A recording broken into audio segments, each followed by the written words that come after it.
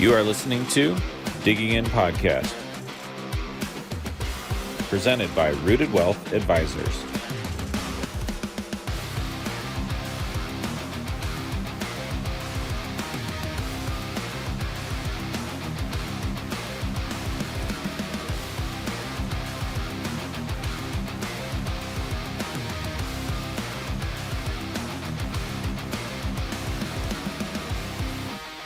Hey everybody, welcome back to another episode of the Digging In Podcast. I'm your host, Kincho Kelly, helping you get those questions answered to and through retirement. And back by popular demand, our expert in all things working out Formula One, our resident CFP advisor, and Denver all things knowing extraordinaire, Mr. Connor Zimmer. How are you, man? Good. How you doing? Thanks for having me. I hope I didn't pump you up too much. I mean, all things knowing, it felt like a Wizard of Oz type intro, but man, you're just like the man behind the curtain in Denver anyway. Yeah, I felt like omniscient was going to be the next adjective you gave me. I'll work it in So, for the next episode. Omniscient, okay. yeah. I hope that it's not bordering on sacrilege too much. But hey, man, we had a question the other day, and I thought, who better to answer it than you? We had a question about taxes, right? But it wasn't. Let me break it down a little bit more because Sure. January, everybody's getting their W-2s. February, everybody's getting ready, trying to get those 1099s in. March, April comes around, people are filing taxes. But we know that there's a difference between tax preparation and tax planning, right? And so when we look at what we do on the tax planning side, we're looking more towards the horizon. Like, what is the bigger picture? Where are we trying to get? How can we help our clients get there? And the question that was presented the other day was, what is going to be my biggest tax increase? And we know that the Tax Cuts and Jobs Act, right, that was put in place in 2017, we know that that's set to sunset in 2025. And I was wondering, is that the biggest tax increase somebody's going to see, or is there something maybe lurking out there that we're not thinking about? Yeah, it's certainly an interesting question. As you mentioned, right, the Tax Cuts and Jobs Act, that's going to expire here at the end of 2025. Taxes, you're going to see them go up in 2026 pretty significantly. I think I saw an analysis the other day. Things will rise for the average, $100,000 income household by about $4,000 in tax. Aside from that, right, that's a sure thing. That's happening. Aside from that, there can be other increases, right? We can have other tax laws passed, but that's the unknown. What really, I think, stands out to myself, just as you asked that question, is the biggest tax increase, at least that a couple is going to see, and that comes to mind specifically for me, as a lot of our clients are, right, married, is when one spouse passes away. Mm, That by far is going to be the biggest tax increase. And the reason for that, right, is that for all these years, right, most of our clients have been married for, several decades. I always say, unfortunately, you're not going to die on the same day, right? It's just not going to happen. And women are more likely to be the survivor, just statistically. mhm. Um, but what'll happen is that, you have this shared income, you have IRA distributions, you have Social Security. When one person passes away, in the eyes of the government, you're no longer married filing jointly, right? You are married filing single. And what happens to those tax brackets is essentially they're cut in half, meaning that your income is going to be similar, right? The amount of money that you're living off of, it's going to be close. It's not going to be 100%. You're going to have less expenses, but you still need internet. You still need trash pickup. You still need to heat the house the same, regardless if there's one or two people. So you're going to be spending about the same. But from the government standpoint, you're just one person now, and your effective tax rate is more or less going to double during that time. Well, the house might not be heated the same depending on who has control of that thermostat, right? I know Yeah. you're not married, so you don't have to worry about the thermostat wars that happen Mm, inside some houses. But I know at my house, yeah, we don't talk about that. But that's interesting that you bring that up because I think people probably know, right? mhm. Mortality, not easy subject to talk about at all. Um, and yeah, if you instantly, I think my gut reaction is, well, my expenses are going to be cut in half. But that's, like you said, that's not true necessarily, because of the things that you still need. Some expenses might go away, but the fact that the taxes are going up and that your Social Security will be going down, and you're shifting over, instead of the married tax brackets, you're going to the single filer tax brackets. That just seems like a big hurdle to climb, and something that may just come around if you're not planning for it, and just kind of like take you off the back of the head. Absolutely. Absolutely. And, you know, I don't think a lot of people think about it, mainly because it's probably not talked about enough. As we mentioned, your expenses, I mean, call it, even if it's 80% of what you spent before, as you said, your Social Security is dropping. Talk about your pre-tax money, your IRAs, right? When that shifts over, when one person passes away and now all that money is being taxed at a higher rate, you might see a balance in there still of 200, 500, $1 million, but your piece of the pie compared to the government's has now just shrank Mm, because your effective tax rate is higher. So when you pass away and you think, oh, my spouse has $1 million in this IRA, they're going to be just fine, they might only get 650,000 out of that if we're not careful with tax planning and preparation, and they might fall short, especially. And unfortunately, again, the morbid reality is that one person might pass away a lot earlier than you think, mhm. right? Not everybody is going to pass away within 5 years of each other. Unfortunately, I've had clients, one of them pass away a couple years into retirement, and now we got, potentially 20 years of the sole surviving spouse, 20 years of those higher tax rates. So that's where the real damage is potentially done, just from a tax perspective. Mm.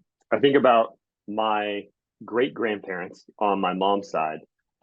We called her Mama Bell, and her husband passed away when she was I'm going to mess up this number, but it was between 60 and 65. And the story goes, they were each other's everything, and they did not expect her to live very long after he passed away. They thought maybe, maybe 4 5 years tops. She went on to live to 101. She missed Yeah. her 102nd birthday by like a month. So I have very fond memories of that. But that's almost 40 years of living expenses, of a higher tax bracket, of all these things. Connor, as we're talking about this, there's got to be a solution, right? There's got to be some kind of planning that we can do ahead of this. Absolutely. Right. And that's really what we try to focus on. CPAs, accountants, they're great at their job. You're going to take all your information to them in one singular tax year, and they're going to look at it in a bubble, and they're going to say, here's how we minimize tax for 2023, 2024. What we really try to look at, and what I go through with clients, is I am trying to minimize your tax over your entire life, right? If I could pay $100,000 less in tax over your lifetime, but I had to pay an extra 5 grand today, are you taking that deal? The answer is yes, Yeah. obviously. So in order to do that, right, there's a lot of strategies that we utilize. One of the big ones, of course, being a Roth conversion. It's super important to work with a team that looks at that looks at, hey, here's where we see your tax bracket being in retirement. Here's where it is right now with the lower tax rates that we see for the next couple of years before they jump again. We really think it would be beneficial to do a conversion of X, whether that be $15,000. It might be $120,000 that I did for a client this year, because just based on the analysis, we're going to save him $600,000 in tax over his lifetime. Much more if a spouse passed away earlier than we expect. So there's a lot of strategies, as I said. That's one of the main ones that we look at, but it's super important to be incredibly detailed, uh, incredibly analytical into how much you are converting, because you don't want to do too much, right? There becomes a point where it's no longer beneficial. Okay. Well, I think since we're down this rabbit hole already, right? Yeah. We're already kind of in the thick of it. Can, can we step into, so that's kind of the tax side of like what happens when one spouse dies, right? So what happens like to the rest of the estate? Is there some like estate planning basics that kind of that people should be thinking about that maybe we're just overlooking? But I feel like if we're already here, we're already talking Yeah, about, the what ifs, that it might just be easier to tack on while we're here. absolutely. Yeah, and I'm a very detail oriented person, so hopefully not too many people have turned this off saying, Connor, you're going too deep in the weeds. Hey, But that makes one of us. That makes one of us, Connor. but estate planning is so important. That's something that we take all our clients through. Um, and there's different levels to it, right? There's having the basic documents, having your will, having your living will, having healthcare power of attorney, durable power of attorney. All those things are very important. Um, and we can go into that more in depth. But what's also very important is just knowing what would happen if one person passed away. I mean, I talk to clients about this when they ask me, Connor, they're sitting here, they're both healthy. They say, Connor, if I pass away, what does my wife do? Like that is so important to be like, all right, Julie, that if Kevin passes away, first off, you call us, you let us know, and then we're gonna take care of you from there. Um, that's the important thing. Who do you call? Where are passwords, important information? And I've had a couple experiences recently with just family passing away, a couple members in the past couple years. One of them was not prepared at all. Hmm. The beneficiaries couldn't find, they didn't even know where the money was, essentially. Ooh. They knew he had bank accounts, they knew he had money, but he kept it locked down so tight. They were like, where is it? Like, who, they don't even know who to call. Like, am I calling Chase or am I calling Mm, Wells Fargo? Right. mm, Forget having a password that's accessible somewhere. right. The other family member had everything written out, had everything detailed, a list of, hey, here's who you're calling for the banking information. Here's who you're calling for our CDs. Here's who you're calling for investments. And actually, even to a deeper level of detail, said, here's what I would suggest doing with this. Here's what I'd suggest doing with this. Mm. By the way, bounce that off, Connor, since I'm kind of the advisor there. But here's my thoughts. And just the stark contrast in those two and how easy it made it for the, surviving spouse was incredible. And if there's one thing that you probably don't want your spouse to go through, after your death is just more stress of I don't Where have is any it? money. How can I Yeah. access it? Right? I can't pay for your funeral. I can't pay the bills if I don't access it. So Yeah. that along with the typical estate planning is really what I preach and what I kind of coach people through because there's so much more to it than just those documents. I almost think about it, and maybe this is just because this is my stage of life, right? That my wife and I are going through. Like when a babysitter comes over, we have a list of emergency numbers on the fridge, right? Here's my cell Yeah. phone, here's her cell phone, here's the neighbor if anything happens. Like, because today with cell phones, people don't memorize phone numbers or anything like that. So it's like the Yeah. scene from Little Rascals. What's the number for 911?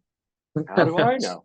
Like, Exactly. but like almost putting together like a list of contacts for those things that you mentioned that are going to be super important in executing that, the will, the power of attorney, the trust, right? All those things. Where can people get that help, Connor? Well, I mean, first off, maybe I'm biased, but I have a lot of experience in that, right? There we We go. do estate planning. We really go into it in depth.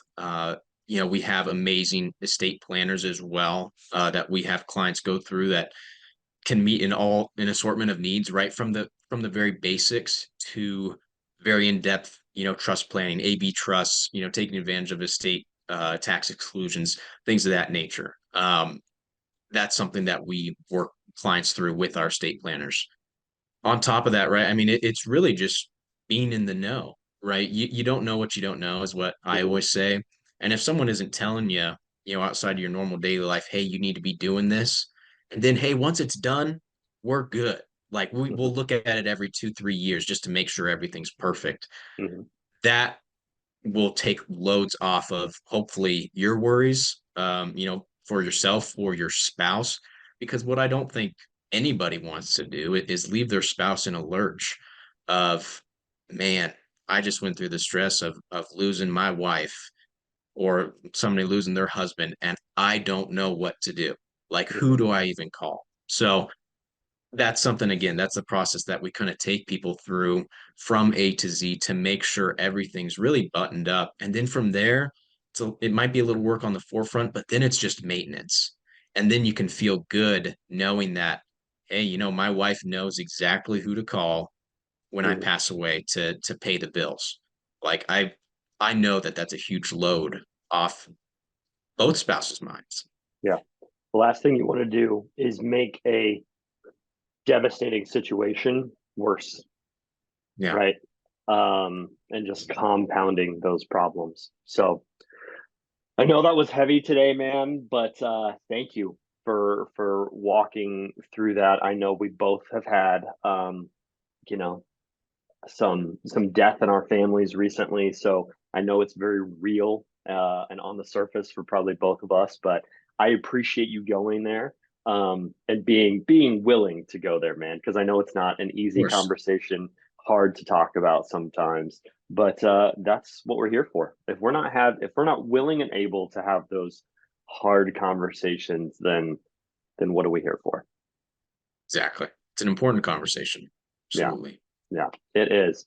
Well, if you want to talk to Connor about any of those tax conversations or the estate planning, or if you'd like a copy of our founder's new book, Deep Roots, make sure you give us a call at the office. That number's going to be down below. Super easy for you to find. And if you'd like to talk to Connor about your specific situation and needs, go ahead and give us a call. We would love to get you some time on his calendar. Just make sure that you tell him that you heard about him from the Digging In podcast. So until next time, keep digging in.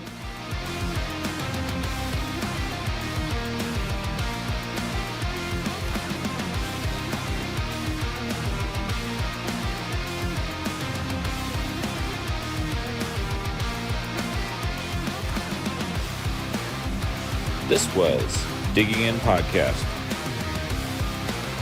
presented by Rooted Wealth Advisors.